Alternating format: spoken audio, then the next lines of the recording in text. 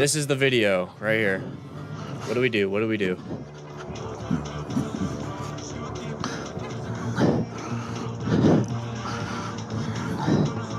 I'll try to do. There we go.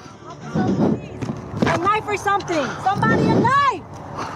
A knife. You guys have a knife to pop this, please. We got a knife. Stay back. Step. Backwards. Move your head backwards. Please, thank you. We're here. We're here. You're okay? We're here. Stay back, Mom. Where's the bitch? That baby in the back? Anybody in the back? Can you? Somebody press this open. No, wait. You don't just break glass to break glass. Try before you pry. Nobody's back there? Stay there, are you okay? Seatbelt. Easy. Seatbelt. Cut the seatbelt. Wait, let me go inside. Wait. No, you just cut the seatbelt. Let me. Alright, you guys gotta lay her down. Get her over here. Get her by the grass. Get her by the grass. Police? Survive, right? Westbound. He took it off? Austin Avenue. You're okay? Can you breathe normal? I'm okay. Yeah. Can you breathe normal? I'm just a little dizzy. Let me see your hand. No, I'm okay. I'm okay. It's not. Okay. Baby cut. Okay, just sit down. It's just a little glass. Probably crawling out. Relax. Thank you so much. Relax. Just In this sit down, situation, relax, water's and- okay. Yeah. Driving, Yeah, I saw it. Like she was like in the lane, and then like that car from the middle lane just swerved right. The police and the fire department are on their way right now. You said you probably have video? Yeah, Okay. What we'll do is we'll relocate probably off of the top of Harlem in a second. Okay. Do you need to wait for me, or you can call me? I need to talk to her real quick. Okay. So there's another officer coming. So you want me to wait for you, or what? Yeah, wait for Okay. All right, so this is the moment that we witness or we see that there is a motor vehicle accident. This is where everything starts to really come into play. It's like, what do I do? What do I do? What do I do? If you want to do something, this is not the moment in time to start making things up and pretending that you have your own training. This is where you need to have the training first and foremost. Okay, you don't get your training how to corner while you're in the middle of cornering. Okay, so you don't get your medical training on a medical scene. You get it prior to that. So this is right here where I'll start doing my scene size up. I'm going to double check, make sure it's safe for me to even pull over in the first place. So there's no cars behind me. Hopefully not. I'm going to protect my backside because there is a lot of cop cars, a lot of fire trucks that do get hit on situations like this, parking behind the incident. So if anything, I might have pulled into the front way ahead. My bike's not going to protect the scene. My bike's just going to get hit first. That's pretty much all that's going to happen. So I'd probably get in the front. That way I can get a good glance and good look at what's happening, how many patients, and then pull over so I get a little bit more information.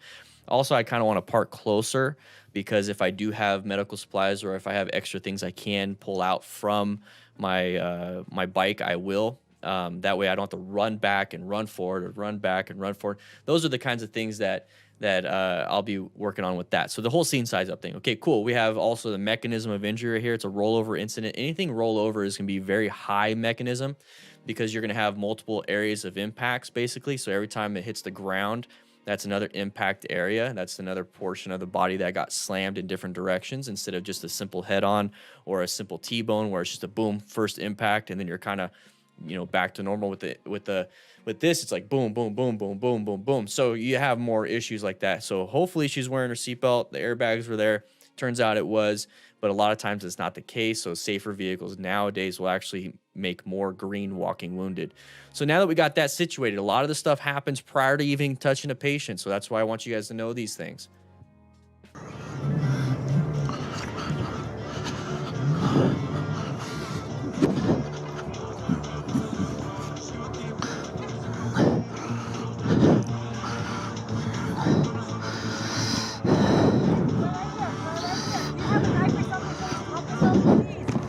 So right there, that was a great thing, is to just immediately call 911, get that chain of survival going. Okay, so first you have on-scene people, but then you have to call 911 to get the pre-hospital care with EMS, emergency medical services. Like, EMTs, firefighters, police officers, whoever can show up on scene first. And then you take them to the hospital. So that's instead of pre-hospital care, now it's hospital care. So that's more of a definitive care. So like surgeries and stuff like that. So you have to get it started. The first person on scene or the first couple people on scene have to get that started by doing this. Okay. So you have to call 911 at least. So great job on him. One thing that you can do, it says Cardo on the top right, is you can start dialing it and then put your phone away and you can talk through your Bluetooth headset while you're trying to talk to the patient or do something. So you can talk to 911 through your helmet. That's why I actually like to have my helmet on. If I ever got on one of these scenes, keep my helmet on because it is going to be protection. It's going to be eye protection for glass or anything like that. And it's going to be full head protection. And I have a communication system that I can talk to dispatch, and I have the speakers or the headphones that I have through the Cardo. So that's one thing I like about it. It's not going to be a hindrance to me. And if anything, I could just shut it off and then get back on the phone if I had to. A knife or something. Somebody a knife. A knife. That's a panic right there. One thing that we could have been doing is we could just straight up open the door. Okay, we can just straight up open the door. I'm gonna go ahead and hide you from the channel, Raphael. Sorry, man. Shouldn't have been doing that. Anyways, just open the door. So I mentioned it during the initial part is you're going to try before you pry. Okay, so before you try to pry a door open, before you start trying to break things, before you start trying to do certain things, you try the handle first and see if it opens. That way you don't create damage. That way you don't waste time. Just try before you pry. Okay. Knife. You guys have a knife to pop this, please. We got a knife. Stay back. Step. Move your head backwards. Please, thank you. We're here. We're here. You're okay? Okay, as soon as you have that and you have access to the inside, just reach in and open the door. It's as simple as that. Another thing is you can try it through the back door, which is typically where I like to go because I don't want to open that front door and just have them fall down because that might be supporting them. We don't know 100%. So I'd open the back door and kind of get in and have a better look and see what's happening before we start moving the patient. So if you have full gear, gloves, pants, jacket, boots, and a helmet, you're pretty much protected from a lot of things that could be inside there. And so the main concern really is sharp objects. And it's not just glass. We're talking about jagged aluminum, jagged steel, whatever it is, metal. It can really go through a lot of things, even your leather gloves. So be very careful where you put weight. Be very careful where you place your hands and knees and elbows. Your feet should be pretty much secured when it comes to anything that's sharp. But when you go inside, go ahead and take a look and start asking questions before we start moving the patient. There's no reason to really take the patient out right now unless the patient is not breathing or they have poor circulation, they're bleeding out somewhere. So if you're able to say something to the patient, and you're able to talk to the patient, just leave the patient in there. What you can do is in this situation, if the patient does want to get out, then you have to let them know, or just let them know, hey, you know what, if you're not hurt and everything, let's go ahead and do it. But if you are hurt, let's go ahead and stay in here and wait for EMS.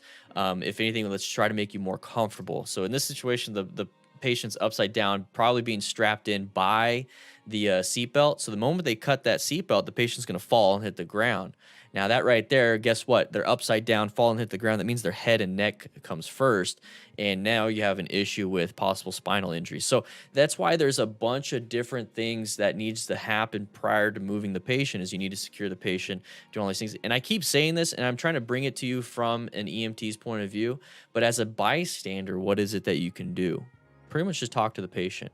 And the only time you want to cut that seatbelt, or the only time you want to remove that helmet, or the only time you want to move the patient in some weird way is if there is an emergency. So in this situation, if the patient's not breathing or they're bleeding out like crazy or their heart stopped, yeah, go ahead and cut the seatbelt and take the risk of a possible spinal injury because you're trying to pull the patient out so you can breathe for them. You're going to try to pull the patient out because you need to do CPR. So if you're concerned, it's like, well, I'm going to maybe paralyze the patient. Well, if you don't do anything, the patient's going to die anyways. And if it ever gets to that situation, then go ahead and do what you feel like you need to do. Okay. It's a lot like pulling a person out of a car that's on fire. It's like, well, if I don't pull the person out of the car that's on fire, well, they're going to burn up to death. but I don't want to do it because I don't want to get in trouble with the law just in case I accidentally mess something up. And that right there gets a lot of people killed. So if you can, do what you know, which is going to be through accidentscene.org, take the class. But from what I'm telling you from in this video right here is just go in through the back, start asking questions. If the patient's fine, if they're talking, great. Go ahead and cut the seatbelt, let them walk out, let them make all the choices because they have the consent. They're educated on that.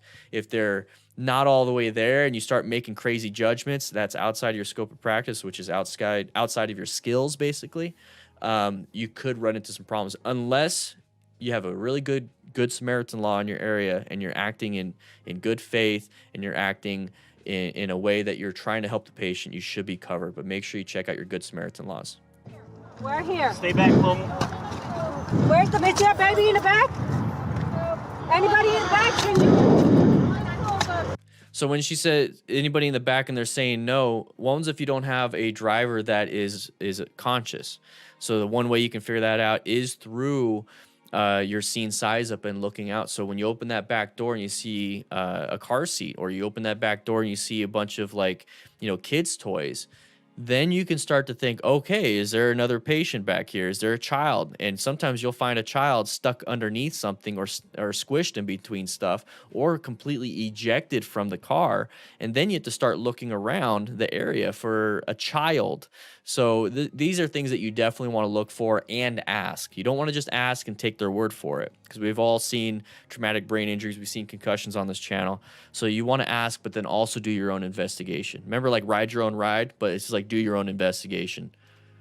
Somebody press this open. No, wait. Try before you pry. Somebody good.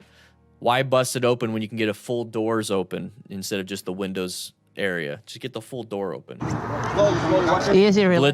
Blitzen, it's happened. I've had to search for ejected patients with a thermal imaging camera at 2 in the morning many times. Okay, so right here, this is perfectly fine. One of the problems, though, is that you could have jagged glass cutting through. So also based off a mechanism, you want to be very careful. But if the patient decides they want to do this and they want to get out themselves, you don't really force them to stay in. If they want to get out, come on out. I'll help you try to get out, but this is your choice. And thankfully, we have a camera to help record that. My main concern is the glass on the ground. You'll see that at the end she has cuts in her hands. Well, then just go ahead and put like your jacket or a blanket down if you can, or kick the glass away before having the patient come out, because that can be kind of a problem. You don't want to get cut up, but thankfully this patient's doing pretty well. Easy. Seatbelt. Cut the seatbelt. Wait, let me go inside. Wait. We got a knife. Let me. All right, you guys gotta lay.